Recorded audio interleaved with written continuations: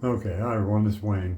I'm back to my bathroom, mid-remodel bathroom, but I want to show you again this shower curtain that we picked up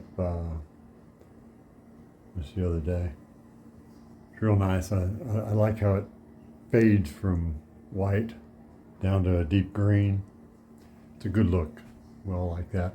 I think we need to get it in the washer to get the wrinkles out, or maybe just the dryer. But it's a nice shower curtain, and the reason I'm redoing this video is because of the curtain rod.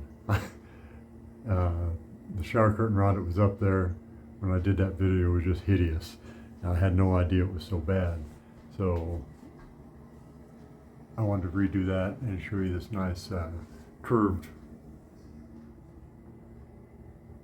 shower rod that we got. It's real nice. Looks a lot better, and it's gives you that more roomy feel inside of the shower. So anyway, thanks a lot. Shower curtain you can get right now. Well, you can get them both right now, but this video I want to particularly show you the shower curtain rod. Thanks. Bye now.